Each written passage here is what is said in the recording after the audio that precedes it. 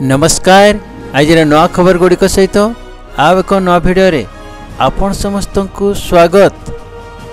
Ration card रे मिलिबो गहम। आगामी दिन में रेशन कार्ड माध्यम पूर्व भली गहम जोगाई दिज्व। खाद्य जोगाण और खाउटी कल्याण मंत्री कृष्णचंद्र पात्र विधानसभा यह सूचना देइछंती। विधायक रामचंद्र काडमा जानिबाकू चाहिथिले जे पूर्व सरकार को समय रे गरीब खटिखिया और रोगग्रस्त को रेशन कार्ड माध्यम गहम बंटन बंद करथिले। वर्तमान सरकार पुनः रेशन कार्ड माध्यम गहम जोगाण पई केबे व्यवस्था करिवे बोली से प्रश्न करथिले। उत्तर श्री मंत्री कहिथिले जे केंद्र सरकार 2024 अक्टोबर रु खाउटी को उभय चाउल और गहम जोगाई देवा पई आवंटन पत्र जारी करथिले। भारतीय खाद्य निगम रु गहम उठाइबा पई आवश्यक परिवहन व्यवस्था स्थिरीकृत होई नथिबारु केंद्र सरकार को अवगत कराई गहम बंटन प्रक्रिया को स्थगित रखी हिताधिकारी को 100% चाउल बंटन करा जाउछि।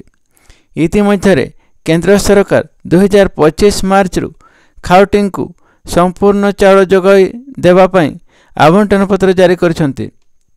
राज्य सरकार गहम उठाण पई समस्त जिल्ला रे परिवहन व्यवस्था स्थिरीकृत हेबा परे एने केंद्र सरकार को अवगत कराइबे। केंद्र सरकार ठारू प्राप्त परिवर्तित आवंटन पत्र आधार रे हिताधिकारी को खाद्य शस्य बंटन करा जिवो। परवर्ती खबर। उपमुख्यमंत्री वार्ता 300 यूनिट मागणा बिजुली योजना नहीं। राज्य में 300 यूनिट पर्यंत मागणा विद्युत सेवा पाई वर्तमान सरकार को कौन सी योजना नहीं बोली विधानसभा कहिछंती उपमुख्यमंत्री कनकवर्धन सिंहदेव। विधायक डॉक्टर सी.एस.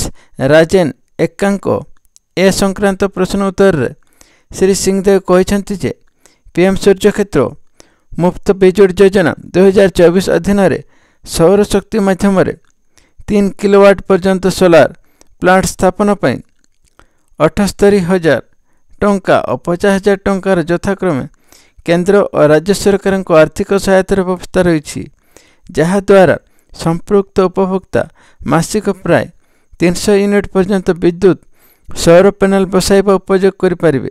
ओडिशा को यह योजना अंतर्भुक्त कर जाइछि। परवर्ती खबर। एणिकी पाचिका और सहायिका पारितोषिक 3,000 टंका को वृद्धि। प्रधानमंत्री पोषण शक्ति निर्माण योजना अधीनस्थ कार्यरत पाचिका तथा सहायिका मासिक पारितोषिक 2,000 टंकार 3,000 टंका को वृद्धि कर जाइछि।